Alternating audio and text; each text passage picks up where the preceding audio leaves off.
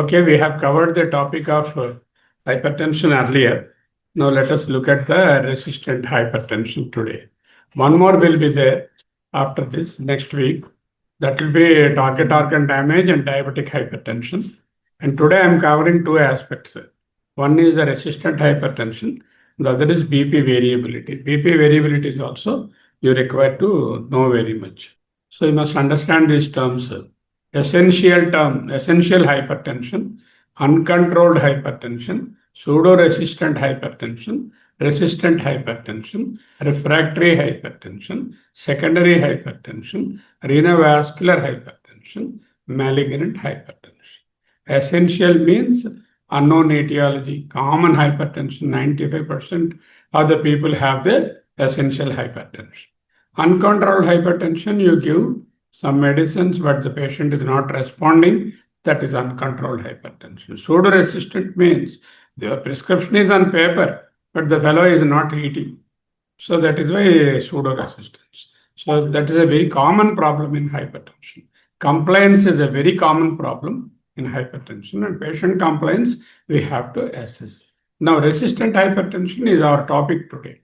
Refractory hypertension is whatever you do, it is not responding. Then there are certain newer methods like R&D, renal denervation techniques and other things. I will show you those things. Secondary hypertension is mostly in the young, where some secondary cause will be there. Some of the resistant hypertensions are also secondary in nature. Renovascular hypertension is a subcategory of secondary hypertension, something to do with the renal vasculature. Renal hypertension can be of two types. One is renovascular, other is renoparenchymal. Renovascular. Malignant hypertension is a very fast progressing hypertension, papilledema, all the other risks for stroke and all is malignant hypertension. Slowly I will try to unravel each one of those things. Now, sitting and standing recording of blood pressure, contralateral arm also is very important. Whenever you have resistant hypertension, you must think about both sitting and standing recording, and also contralateral also you have to record. Two recordings 5 minutes apart. Rarely lower limb BP will be required unless you are dealing with coarctation or ABI you wanted to check for those things.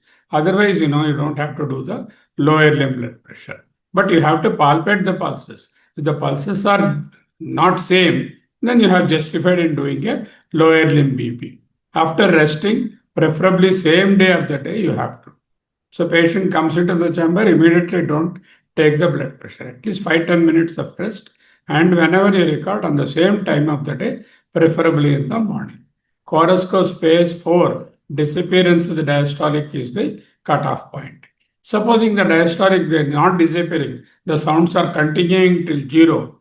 What you will do? When you will get like that, the sounds will continue to 0. When? In which condition you get the diastolic, the oscillatory sounds in the blood pressure will go almost 0 also you will be able to hear. Aortic regurgitation. Here, you will not get a lower reading. You will get 0. So in such cases, muffling you will take. Where does it become muffled? Okay. So in peripheral vascular dilatation, in aortic regurgitation, you will be able to hear the sound even when the manometer comes to 0. In such a case, you take not disappearance, but muffling we will take. Standard cuff size is very important. You may be asked in the examination, what is the standard BP cuff size? 12/26. She is Dr. Sushma, my student from the MBBS level and on. She finished her MD community medicine and also clinical, what is the community and? Community and family medicine. Family medicine, community and family medicine. She is working in IASC. So she came to see me, I thought she will sit here. For the last 10-15 years, she is my student. These are my students, internal medicine. Okay. So, whenever we have the Coruscos phase 5, we have to take standard cuff size. You will definitely be asked in some period, what is the cuff size of the BP apparatus? You should not be looking here and there. 12/26. And what is larger cuff size? 13/36. 13 into 30. Okay, pediatric cuff sizes are different. Okay, so you have to use standard cuff size. For fatty people, you have to use larger cuff size. For pediatric population, separate cuff size. Because the cuff size determines the BP reading. Calibration of the instrument also should be done time to time. And also you have the aneroid type of, the some small dial-like thing will be there. Never use those things. The aneroid ones they give very false results. Cutoff, the cuff should encircle 80% of the arm. So very thin clothing you have to have. Quiet environment, relaxed doctor and relaxed patient. Very difficult to find. A relaxed doctor and a relaxed patient. Both are tense. Okay. Another thing is no smoking at least 1 hour before this one. Alcohol, caffeine, smoking. After that, you take the blood pressure, it will be high. So these are this is why to reduce the measurement error. Auscultatory gap. What is auscultatory gap? There's a lot of gap in what you're saying. Instead of auscultatory gap, vocabulary gap. Auscultatory gap is when you inflate the BP curve, you go up to 200, you hear the sounds until 160 or something. Suddenly no sounds will be heard. Again 120 onwards you start hearing. This happens in arterial stiffness, chronic arterial stiffness, arterial atherosclerosis, auscultatory gap. So why is it important? Then the systolic is not 140, where you started again. It's 200. So systolic 200, not the diastolic is not 160. 160 sound stop. Again sound started at 120 and again the 90 or switch disappeared. That 90 lower reading is the diastolic. So 200 by 160 is not the answer. Nor 140 by 90. 290 is the answer. This is called auscultatory gap. And if you don't notice it, you will miss the systolic hypertension, or you will dub it as a very high diastolic hypertension. You have to slowly deflate it till you come to at least 50, 60. Okay, when the sounds are not disappearing, I told you, as in case of aortic regurgitation or in case of peripheral vasodilatation, you have to use the muffling of the sound. Okay, now, so that is 140, 90, non-diabetics, 130, 80, diabetics and CKD. This was in JNC 7. Today the cutoff values are 10 millimeters below. Now 130, 80 for non-diabetics, 120, 70 for DM and CKD. The patient is chronic kidney disease and CKD. 120, 70 is the cutoff. And for every adult here, irrespective of the age, no, this man is 74 years, he can have 181, no, like that. No allowance for age. As far as BP is concerned, same reading, 130, 80, 120, 70. Normal non-diabetic individuals, 128, 130, 80. The diabetic and kidney disease, 125, 70. White coat hypertension. What is white coat hypertension? White coat is there. White coat hypertension.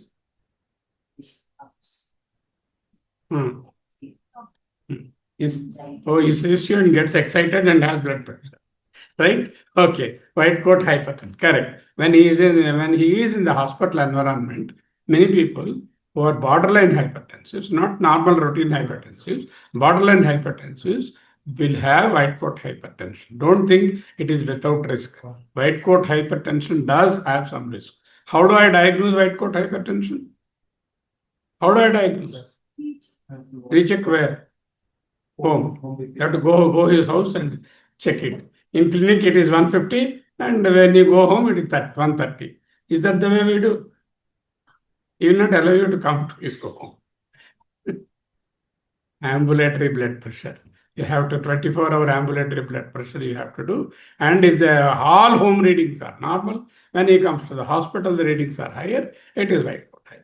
That is to be treated. Don't think that it should be left out. TOD is minimal with white coat. That's the difference. Which one? Slide. I'm sorry. I'm seeing I have not. White coat hypertension is not without risk. TOD is minimal in white coat hypertension. Uncompressible arteries of the old age, it is called the Osler's pseudo hypertension. That is the one which gives the auscultatory gap. Measurement issues, Less than 80% of the arm is covered, that is a smaller cuff. BP recorded without 5 to 5 or 10 minutes of rest. In my final MBBS question, one question they have asked, tell 10 uses of BP cuff. Anyway, you have got the gold medal. They have announced it. If you tell 10, they send you. Otherwise, we will retain you. This 10 uses of BP cuff, clinical uses. Now, next week, you tell me. No, 10 you have to find, not one or two. You have to find out 10. I could rattle it, all 10 uses. So, next week, you tell. What are the 10 clinical uses of a blood pressure cuff? This is the only question asked me in MBBS 5 hours. Want to check hypertension? You write. You write all those things. And I'll be very happy if any one of you can make that 10 number. So I'll give you anyway. If you don't get it, okay. You can also work on that. Non-compliance with drug treatment should be assessed. You have to ask the patient whether he is taking the drugs that you are giving. 40% of the patients discontinue treatment in the first year. You see, 40% of the patients discontinue BP medicines in the first year. Is it good? Good. 40% of people are not compliant with your drugs. Why? You ask them. It was there, sir, blood pressure I was having. I took some medicines you gave. I became all right. There are no problems now. So I stopped. As the BP is a thing which is visible outside, no lifestyle medications are practiced. Ask him about smoking, diet, salt, exercise, nobody follows. Pill. For every ill, they want a pill. That's all. Okay. Be cautious to label a patient as pseudo hypertension unless you exclude all these things. These are all the causes of pseudo hypertension. Now, hypertension in most patients is asymptomatic. Supposing I ask you, what is the symptom of hypertension? The answer should be asymptomatic. 60 to 70% of patients have hypertension, they don't. The commonest symptom of hypertension is asymptomatic. Okay. TOD and complications occur later and they are very occult. Side effects of the drugs, cost and combination should be a problem for the complaints. Why they are not complying? Why they are not taking the medicine? It is asymptomatic, so they don't know that they should take. If there is a pain in the knee, they will be reminded every time they will take. If there is fever, they will take. There is no symptom here, so they will discontinue. And target organ damages are not visible outside. My kidney is going, he does not know. So they are not visible, occult. And side effects of the drugs, cost of the treatment, combinations might be an issue for complaints. Complexity of the regimens. You write one in the morning, one in the afternoon, one half pill, one alternate day. If you write like that, it's getting confused and better you stop all this. That's another problem. Make it as simple as possible. Generally, remember that BP drug should be given at night except diuretics. All others must be given at night. Multiple medications and comorbidities, lack of understanding of the gravity of the disease. Particularly last week, I talked to you about target organ damage and all that. False belief that hypertension got cured, social factors, economic factors, and personal factors. One woman came to me, I prescribed a treatment and she stopped after 3 months. I asked, my mother-in-law asked me to stop. What is this? Social factors. Now, why are you always taking tablets? You stop tablets. Mother-in-law. What is mother-in-law? Is your mother-in-law a doctor? No, sir. She is a housewife. Okay, you better get treatment from her next time. Don't come to me, I said. Okay, now. So, in a compliant patient on lifestyle change, understand, a patient who is taking drugs regularly, following your lifestyle, then what is resistant hypertension? Resistant hypertension is he was diagnosed, put on treatment, is taking treatment, is following lifestyle measures, and your BP is not on target. 3 drugs are being used. One of them is a diuretic. Then it is resistant hypertension. What is resistant hypertension according to the international thing? Patient's BP not on target. Is he taking the drugs? Yes. Is he following salt restriction and other lifestyle measures? Yes. How many drugs are using? 3 drugs. Is one of them diuretic? Yeah. Now he is.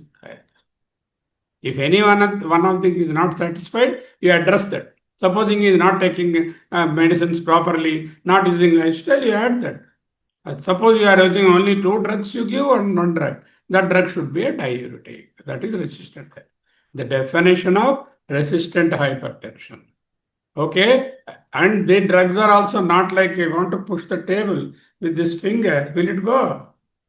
So you have to give adequate dose of the treatment. Without giving proper dosage, I have given 1.25 milligrams of enalapril, BP is not coming down. How does it come? Enalapril should be used in a dose of 10 milligrams 2 times a day. It's not a, nobody uses enalapril in this hospital, you find out. 10 milligrams to BD, nobody gives. Tamiflu 5 milligrams for hypertension. For cardiac protection, 2.5, not 5. Okay? 5 milligrams is minimum dose. If you don't give adequate dose, what is the use of that? Okay. Now, advancing age, high baseline blood pressure, obesity, overweight, excessive dietary salt intake, alcoholism, CKD, diabetes type 2, elevated left ventricular hypertrophy, black race, female gender are the markers of resistance. Who could be resistant hypertension? A person who is elderly, who has got high baseline blood pressure, who is overweight and obesity, salt intake is not reducing, alcoholic, CKD, type 2 fellow, diabetes fellow, LVH, black race, female gender. Okay, these are the markers of resistant hypertension. Certain medications interfere with blood pressure control.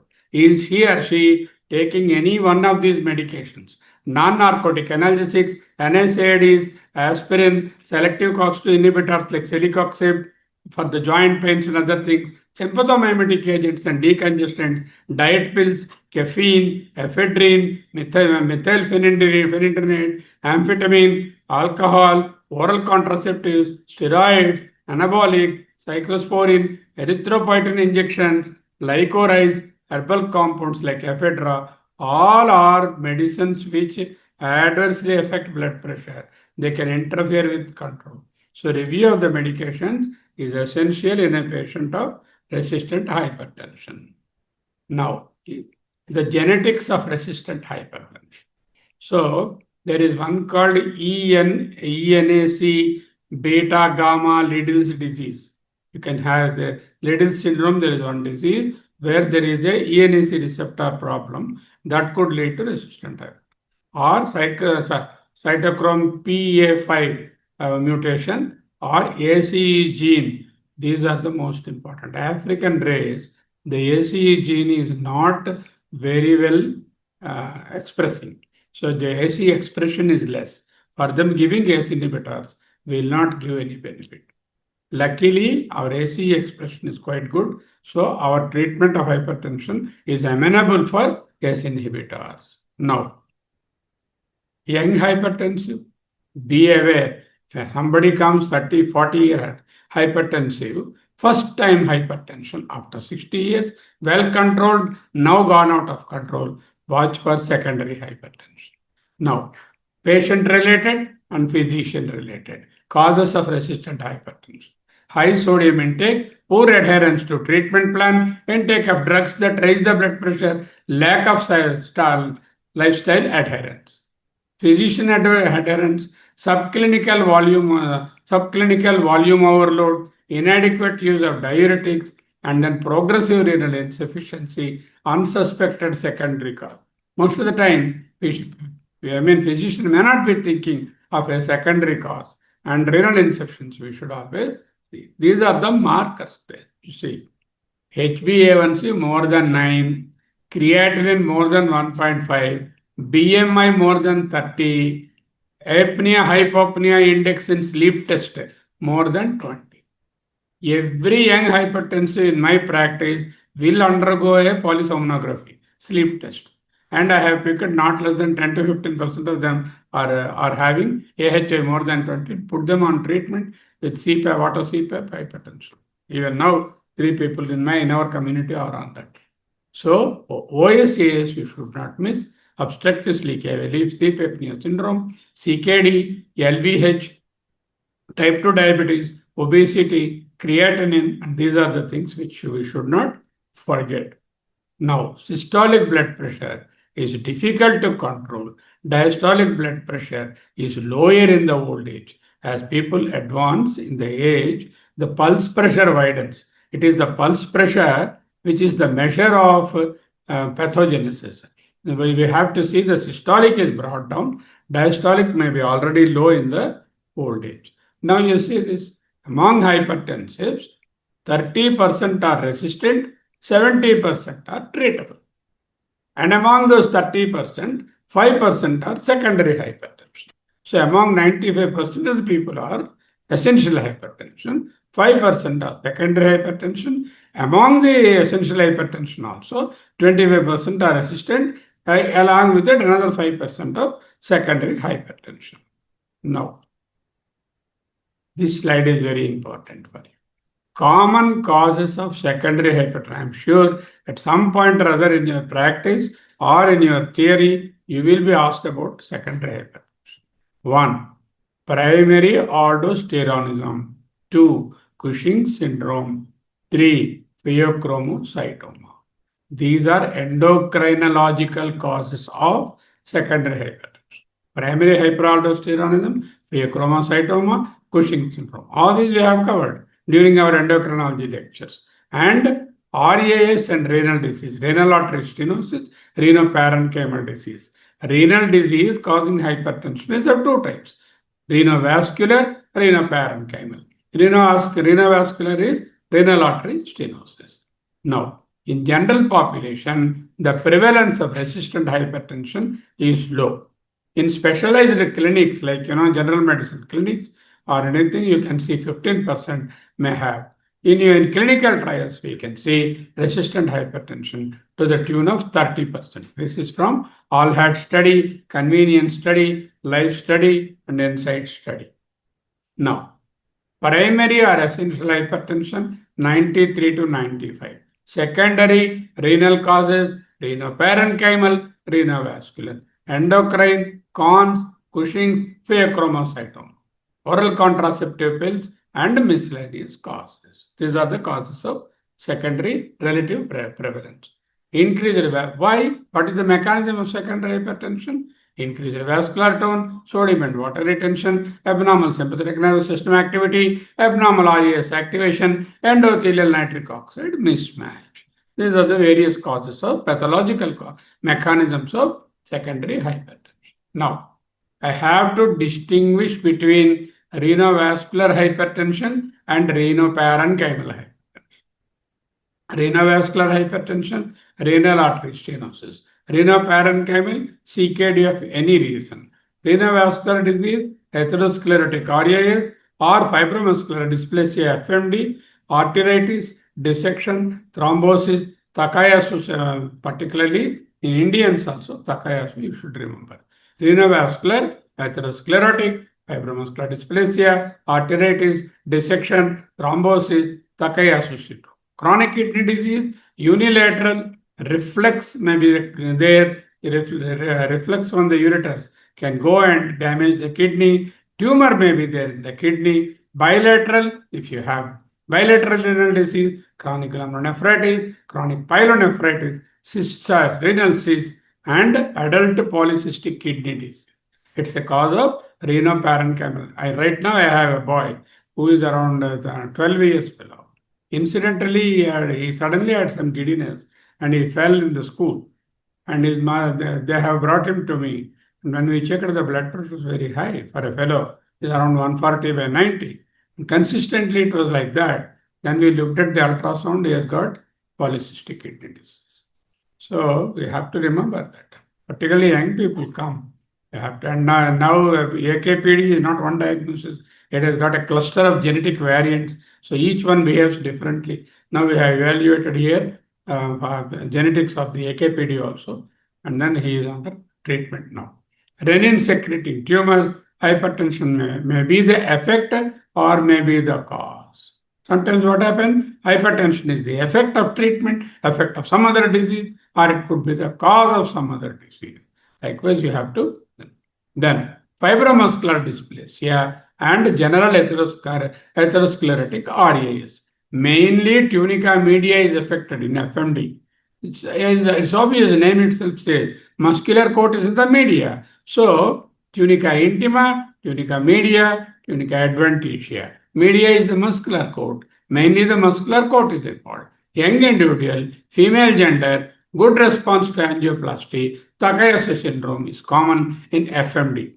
Atherosclerotic renal artery stenosis, atherosclerotic plaques are formed, intimal plaques are formed. It is an intimal disease, elderly people, male gender, smokers, abdominal bruit may be there. Severe recent hypertension, CKD may be together. Flash pulmonary edema and dyslipidemia may be associated. Worsening with ACE and other CV. ACE is contraindicated in bilateral renal artery stenosis.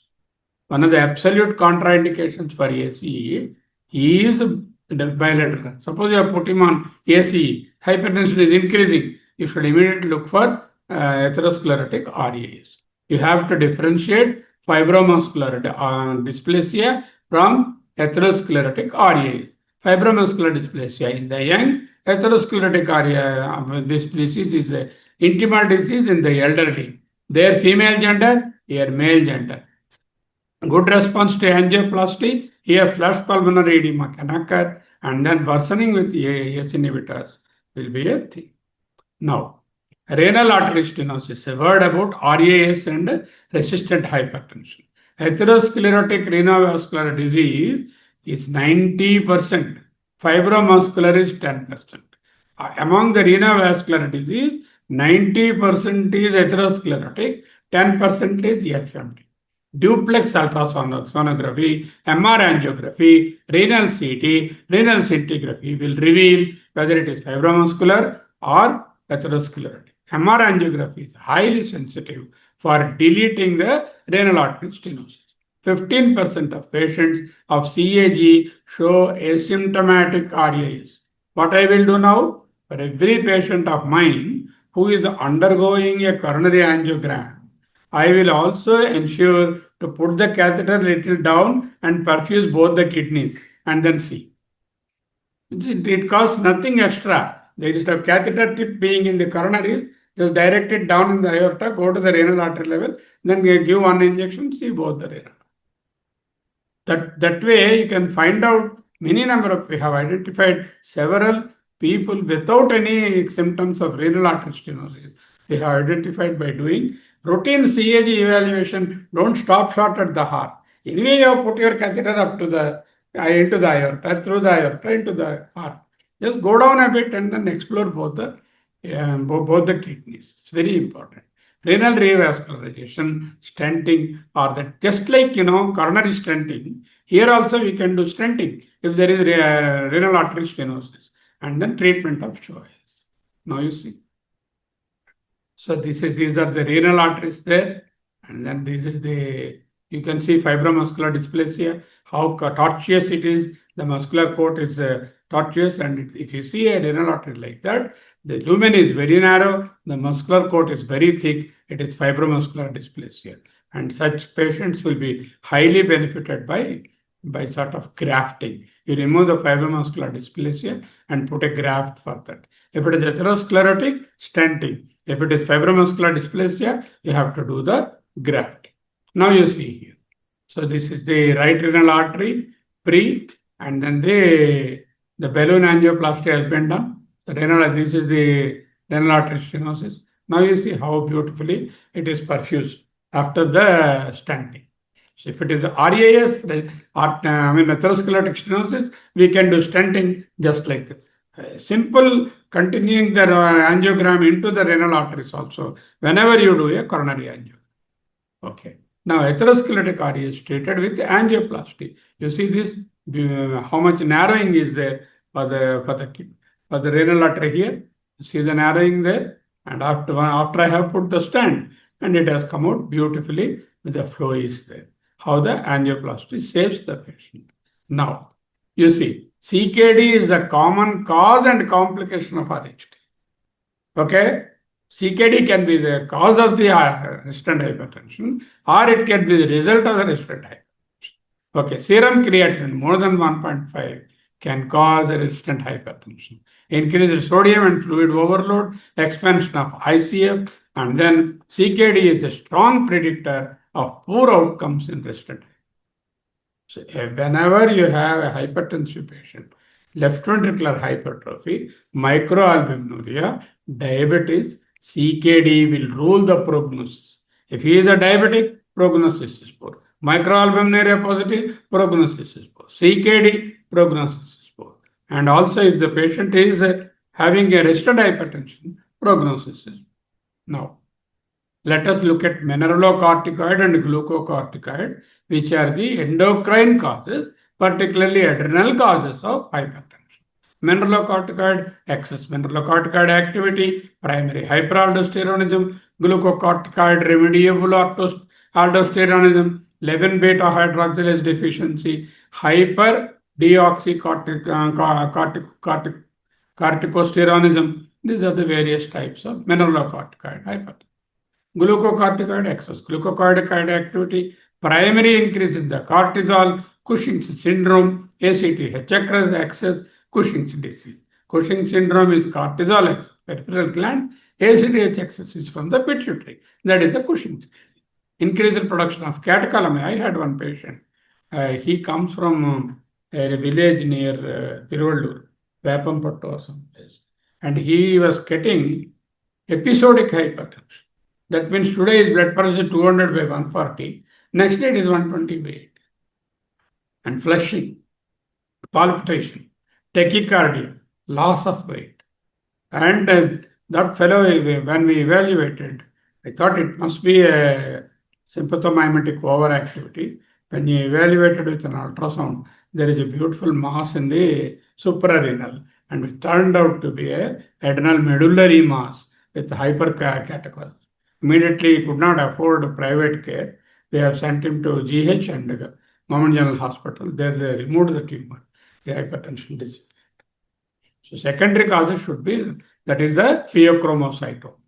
So what are the causes? Mineralocorticoid, hyperaldosteronism primary, then glucocorticoid, remediable aldosteronism, 11 beta hydroxylase deficiency, hyperdeoxycorticosteronism.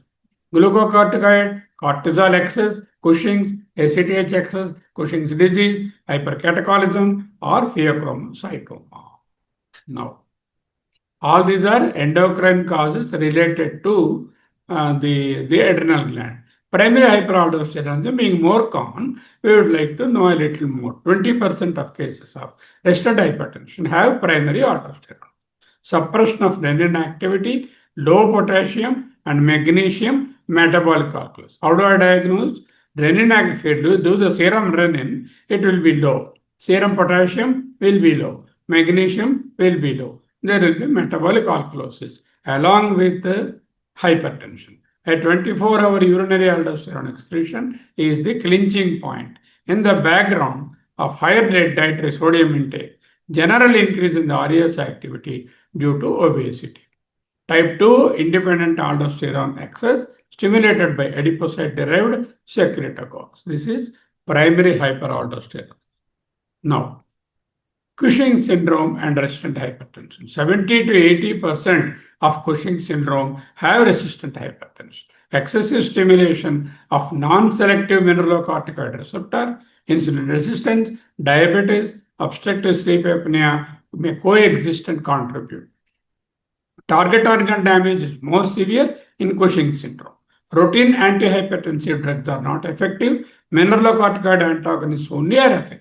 So you have to use a spironolactone type of drug, eplerenone. The other day it happened.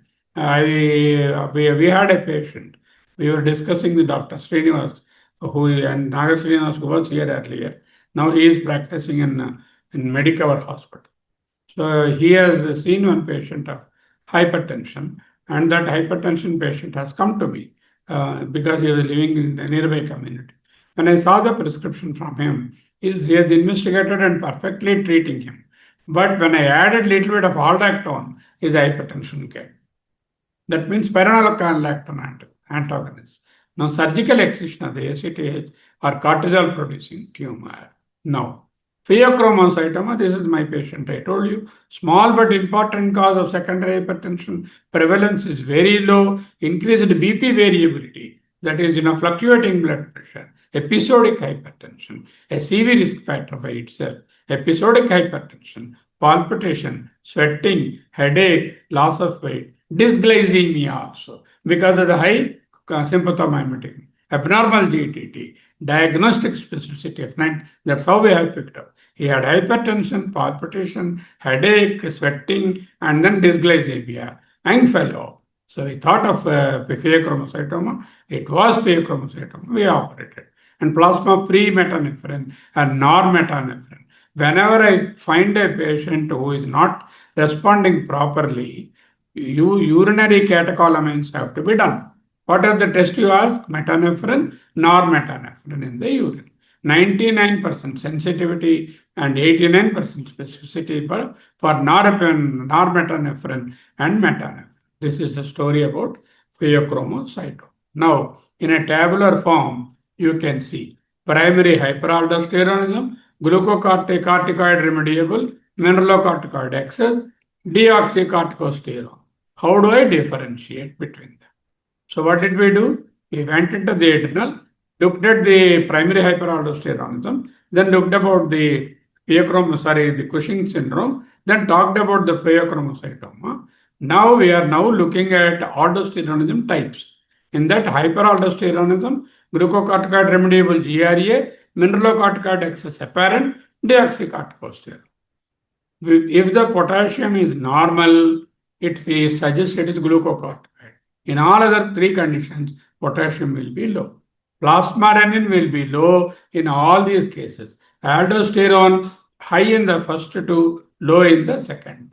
By doing these simple tests like potassium, plasma renin, and aldosterone, I can fix them. Everything low, high becomes the first one. Normal, low, high, all are low, then you have to evaluate the hormone. Now, other causes of secondary hypertension. What did we do? We have looked at all the endocrine causes of secondary hypertension, also talked about the renovascular and renoparenchymal, and under the renovascular, FMD and RAS. Both we have talked about. Renoparenchymal is a chronic glomerulonephritis, chronic pyelonephritis, any CKD, and then polycystic kidney disease. That is exhausted. Now, endocrine causes, we have looked at Cushing, looked at primary hyperaldosteronism, we also looked at the pheochromocytoma. Now, other causes of secondary hypertension. Obstructive sleep apnea is today a leading cause of secondary hypertension. Liddle syndrome, ENAC receptor mutation. Acromegaly, metabolic syndrome, PCOD. And then decreased or increased thyroid function, hypo or hyperthyroidism, and hyperparathyroidism can produce biological secondary hypertension. Exogenous hypertension. Stay for another 15 minutes, it will be over. Yeah, finish off and go. Prolonged use of external agents. Exogenous glucocorticoid administration. Somebody is receiving steroids for asthma or rheumatoid arthritis or any other ulcerative colitis or any condition. Or there is one called the licorice. Licorice, I don't know what you call in the local language. Telugulo దుంపరాష్ట్రం అంటారు. It looks something like your inji, that is the allam, or ginger, something like that. It's licorice. And then it inhibits the 11-beta hydroxylase. Excessive alcohol, NSAIDs are other exogenous causes. Now, physical examination and hypertension. BP measurement, weight and waist, peripheral pulses, ABI, carotid bruit, thyroid examination, hypo and hyper, cardiovascular system, abdomen for masses, bruit, aortic pulsation, fundus examination for retinopathy. These form part of the clinical evaluation.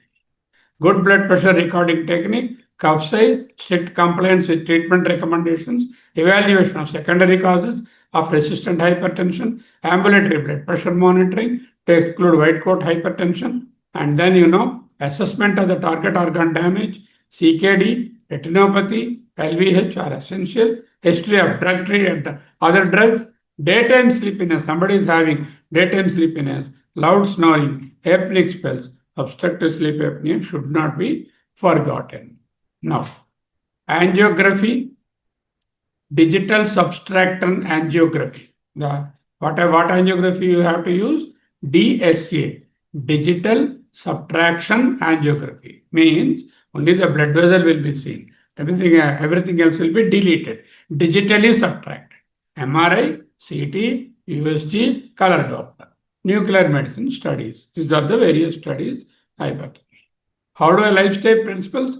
General principles only. Salt, restriction, weight loss, physical activity, smoking cessation, alcohol abstinence, glycemia and lipid control. ABC. A1C, B blood pressure, C cholesterol.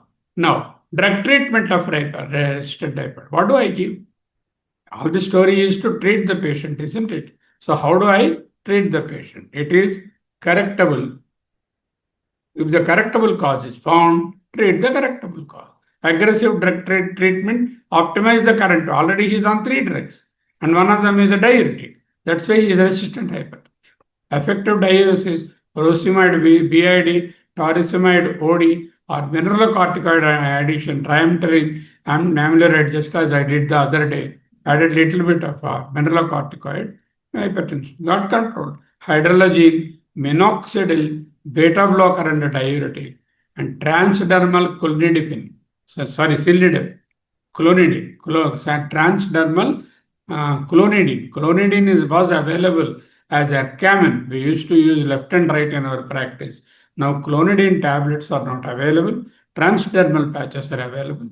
It produces good BP reduction. Now, some practical points of treatment of resistant hypertension. Plasma renin measurement should be done. Adding doxycycline alpha blocker to the regimen, spironolactone or eplerenone, one of the mineralocorticoid drugs are at use. Doxycycline can be used alpha blocker, which is also used for prostate, Doxycycline, terazosin, prazosin, these are used for prostate hypertrophy also. Antihypertensive drug and interacting drug. What are the antihypertensive drug interactions? It could be a short notes. Write a short notes on antihypertensive drug interactions. Hydrochlorothiazide, cholestyramine. Propranolol, rifampicin. Ganithidine, tricyclics. ACE inhibitors, indomethacin. Diuretics, indomethacin. Okay? And then all drugs, cocaine and tricyclics. Most of the BP drugs, phenylpropanolamine is a common drug in many of the cough mixtures. Direct renin inhibitors, endopeptidase inhibitors like omnaprilide or new aldosterone antagonists like eplerenone, aldosterone synthetase inhibitors, clonidine extended release, endothelin antagonists like dirasantan, novel combinations, algorithms. These are the future treatments of resistant hypertension. What are the non-pharmacological approaches? Following procedures are invasive and irreversible. What are these? Implantable pulse generators, perivascular carotid sinus leads to be surgically implanted.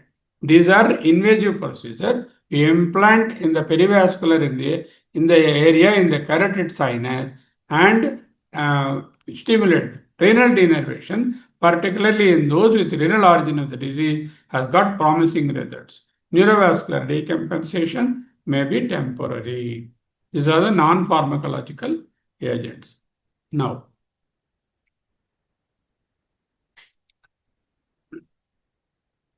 this simplicity catheter system, I will show you a video. There is a novel therapeutic approach where without opening the body, you pass a catheter into the renal artery and ablate the nerves around the renal artery. This is called the renal denervation. At the end of this class, I will show you that. So blood pressure variability is also important. Among the blood pressure variability,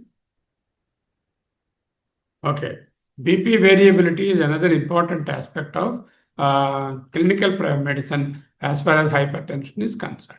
So what do I do? For the BP variability, I must understand that BP variability is more dangerous than blood pressure alone.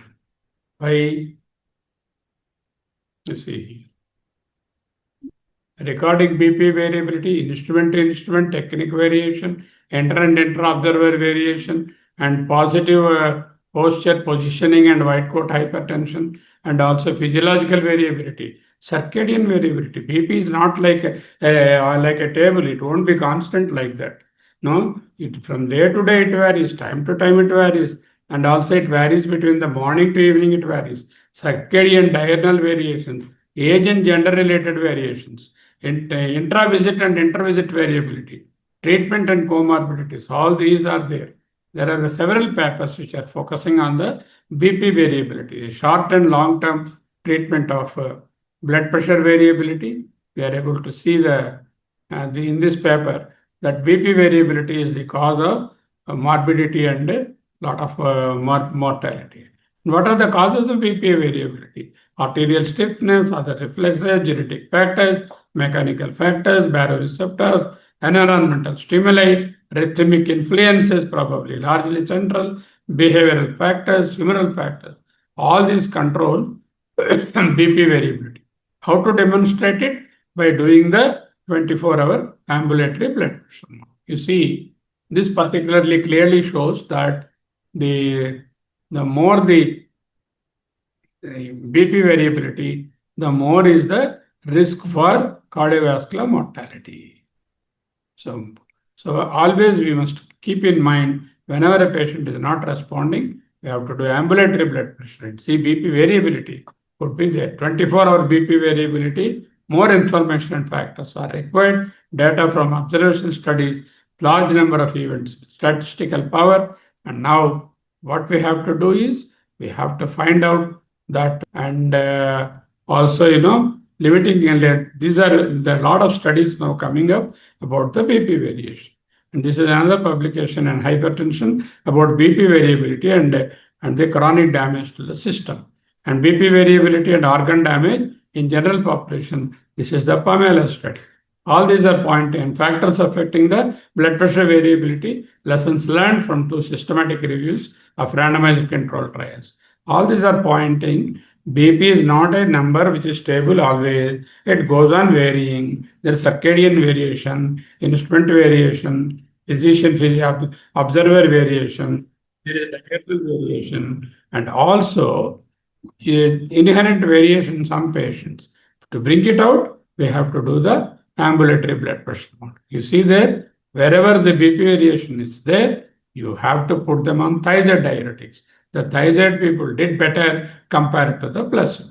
So how to treat BP variation? Use one thiazide diuretic as one of the. There are 2 thiazide diuretics are available: hydrochlorothiazide and chlorthalidone. Hydrochlorothiazide 25 milligrams, chlorthalidone 12.5 milligrams.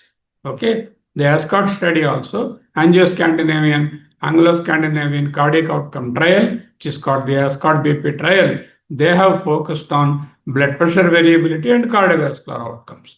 Whether blood pressure variability is people with more variability have more cardiovascular outcomes, and it proved to be true. So the ASCOT BP variability study. Again, the statistical analysis have proved that BP variability is a cause for cardiovascular outcomes.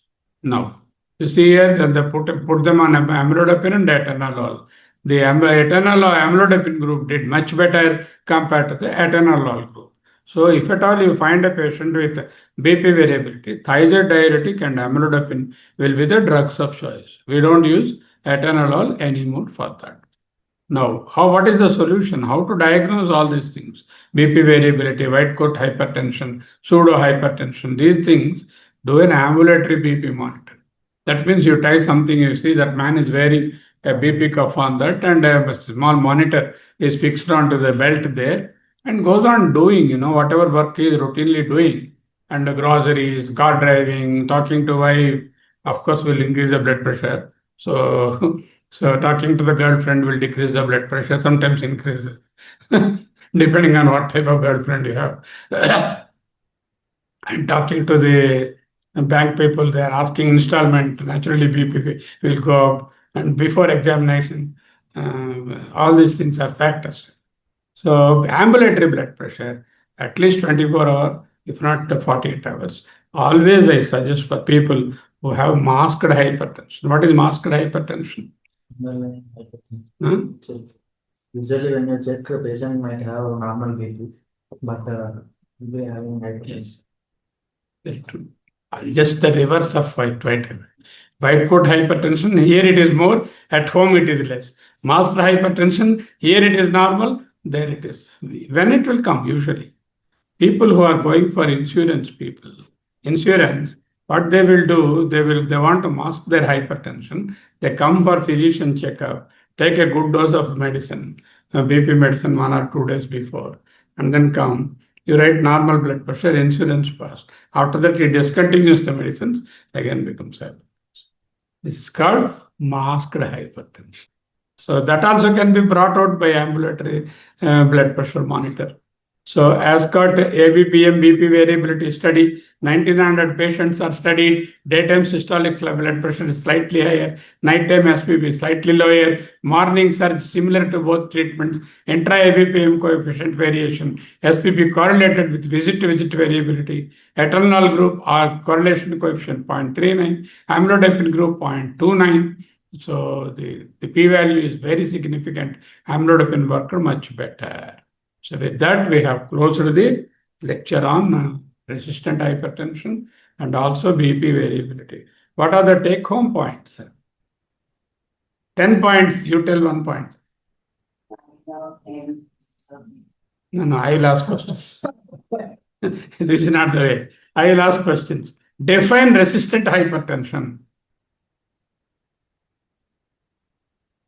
It isn't treatment with drugs, including one diuretic, still BP is high. Treatment where with lifestyle measures also, and you have made sure that he is eating the medicines. A compliant patient on lifestyle, 3 drugs, one of them is diuretic, then still BP not on target. Okay. When do you suspect resistant hypertension? Advancing age, female gender, people who have other comorbidities, target organ damage, CKD. What is secondary hypertension?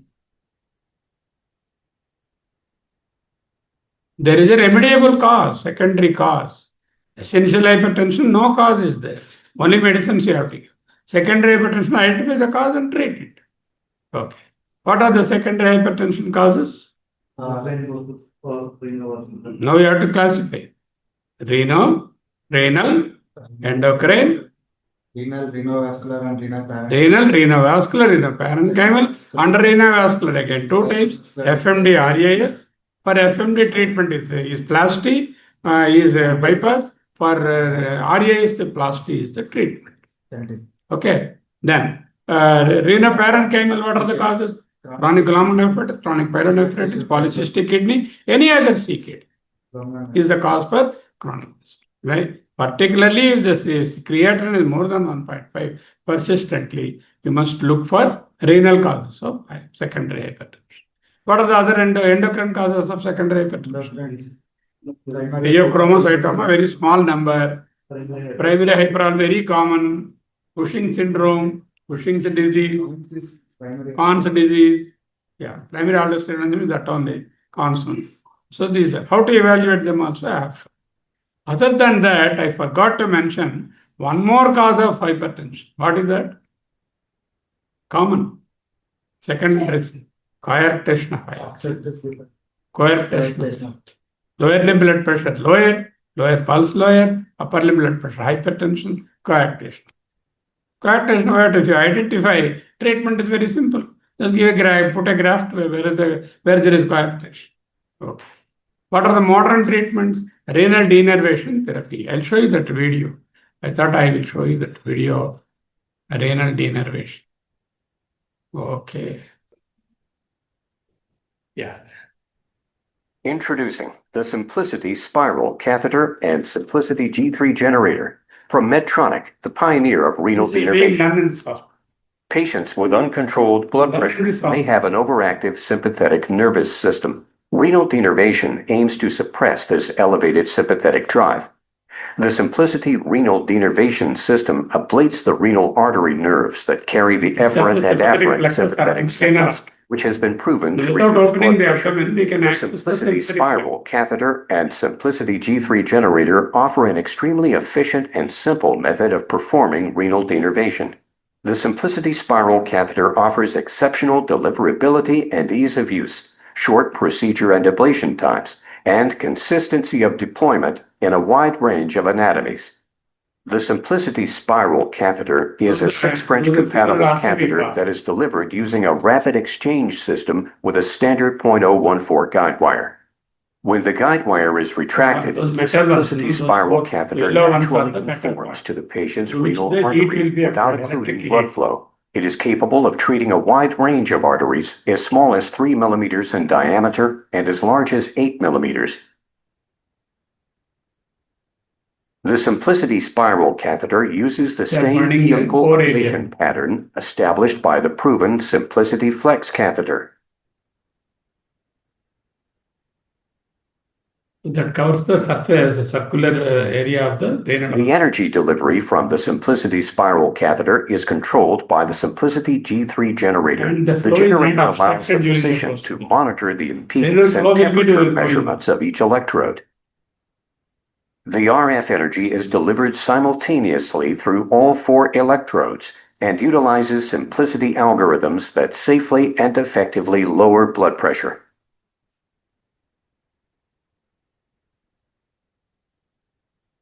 After a single 60-second ablation, the Simplicity Spiral Catheter is repositioned into the contralateral renal artery and the ablation procedure is repeated.